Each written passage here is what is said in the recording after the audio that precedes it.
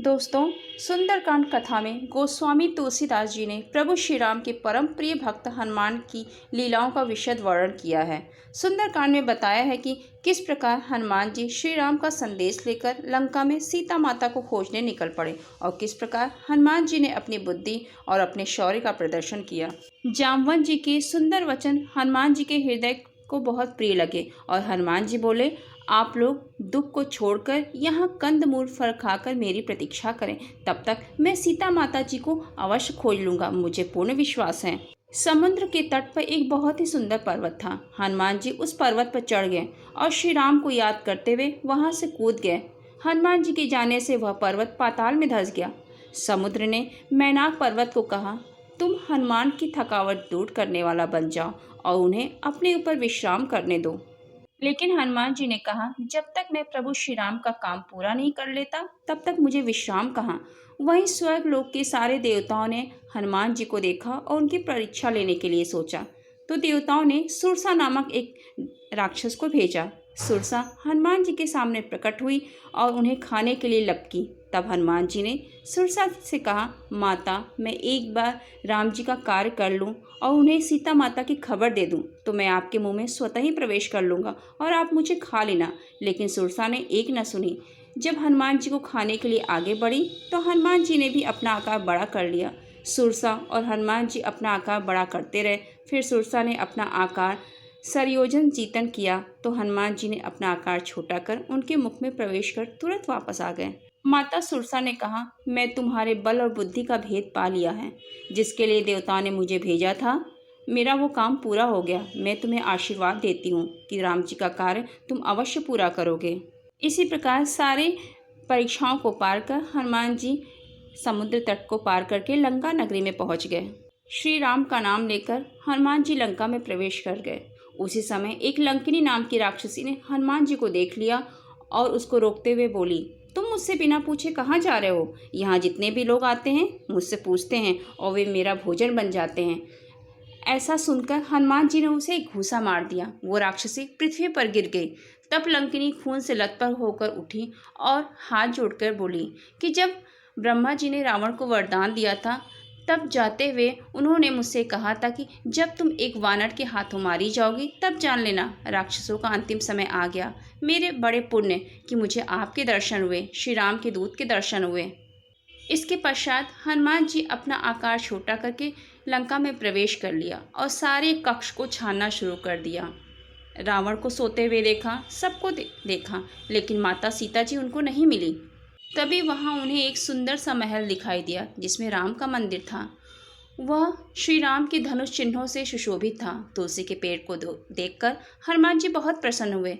वे सोचे, यह राक्षसों के महल में ये कौन सा सज्जन व्यक्ति निवास कर रहा है। उसी वक्त विभीषण जी जाग गए और वह महल विभीषण जी का था।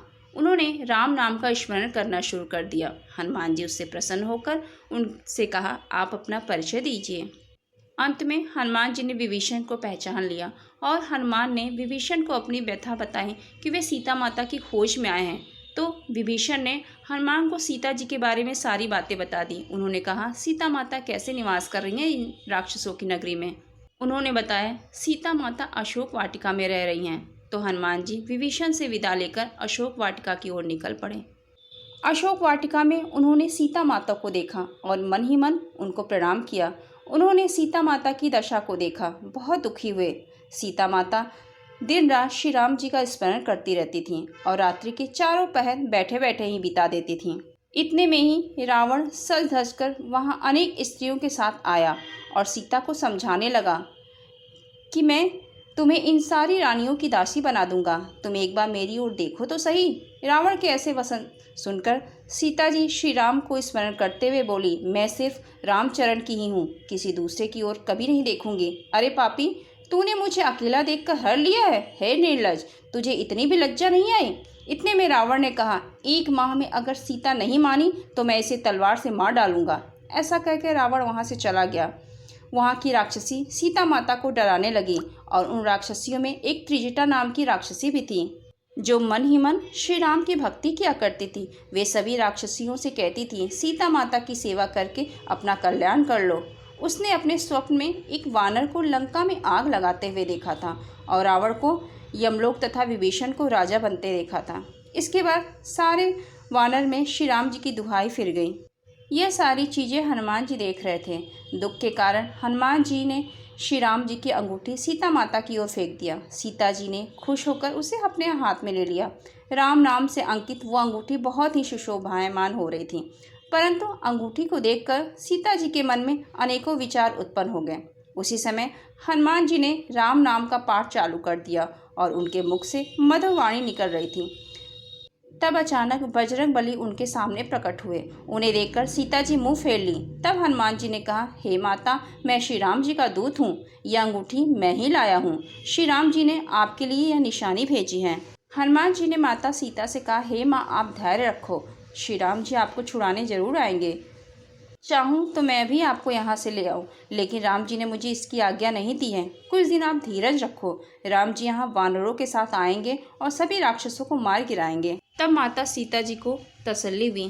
तब हनुमान जी ने कहा, हे माता, मुझे बहुत भूख लगी है, क्या यहाँ के सुंदर फल को मैं खा सकता हूँ? तब सीता जी ने कहा, बेटा, ये राक्षस बहुत दुष्ट हैं।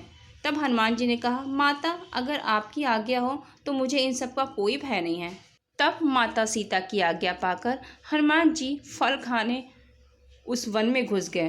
कई बाग बगीचों के फलों को खाकर वहाँ के वृक्षों को उखाड़ फेंका। दोस्तों, अगर मेरी कहानी आपको पसंद आई हो तो मेरे चैनल को लाइक और सब्सक्राइब करना न भूलें। इसके आगे के भाग को आप भाग 2 में देखिए।